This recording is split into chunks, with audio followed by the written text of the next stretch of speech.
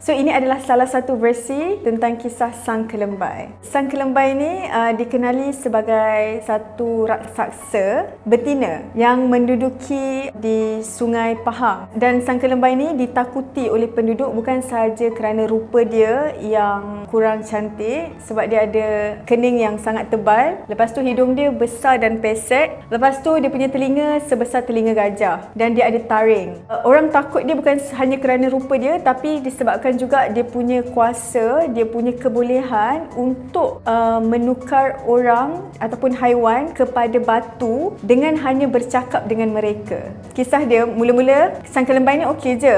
Dia duduk dalam hutan dan dia main dengan anak-anak orang kampung macam biasa. Sampailah satu hari, waktu dalam hutan tu, dia terserempak dengan mak gajah dan beberapa anak gajah lah. Jadi Sang Kelembai ni nak tanya, nak pergi mana tu dekat mak gajah ni. Waktu dia bertanya tu, belum sempat si gajah ni menjawab, gajah tu telah berubah menjadi batu. Jadi Sang Kelembai ni terkejut lah, sebab tiba-tiba je, sebelum ni tak ada pun kan. Beberapa hari kemudian pula ada satu lagi peristiwa yang lain. Waktu tu dekat satu kawasan kampung ni ada buat kenduri kendara. Jadi ada seorang lelaki ni, dia tengah memasak. Jadi Sang Kelembai ni bertanya, masak apa tu?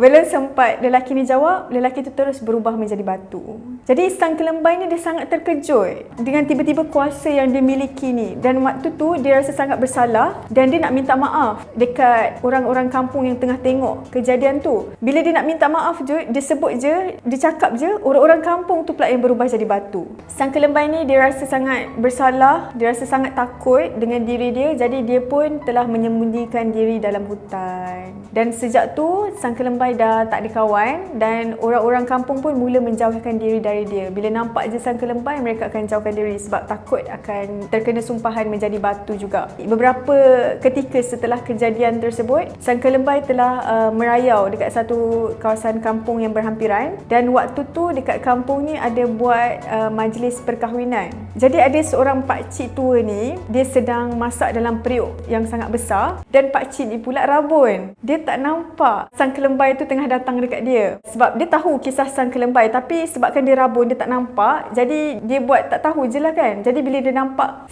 bayangan Sang Kelembai tu datang, dia ingat orang biasa, dia jemputlah ke kenduri dia. Jadi pakcik ni pun cakap, sila datang ke kenduri ni. Dan Sang Kelembai ni dia cuba untuk mengelak dari bercakap dengan pakcik tu. Tetapi dikatakan Sang Kelembai ni disambut, sila.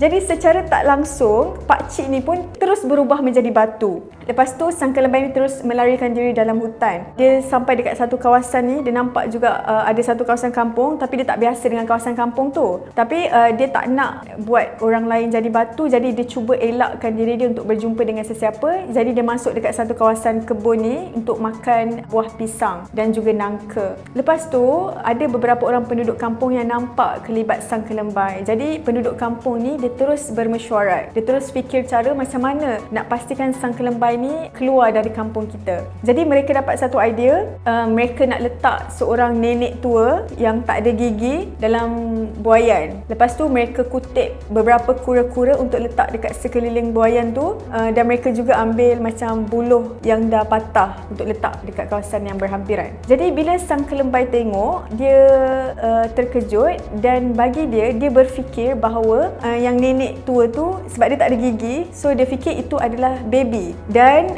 kura-kura yang dekat keliling tu ibarat macam hama, macam kutu. Dan yang buluh tu macam tebu, sebab tebu kita boleh makan macam tu je kan. So mungkin budak ni tadi dia baru isap-isap tebu tu. Bila melihat kepada situasi dan keadaan macam tu, Sang Kelembai ni terus terfikir dan bayangkan, sedangkan bayi tu pun dah besar macam tu, jadi dia memikirkan penduduk kampung ni mesti orang yang besar-besar. Dan dia fikir mungkin penduduk kampung ni lebih besar dari dia dan lebih kuat dari dia. Dia rasa takut sebab dia fikir kalau tiba-tiba aku tersumpah salah seorang daripada mereka jadi batu, mesti mereka akan kenakan hukuman yang sangat berat kepada aku. Jadi Sang Kelembai pun dia terus masuk ke dalam hutan dan melarikan diri. Dan sejak itu penduduk kampung tak dengar lagi pasal kisah Sang Kelembai.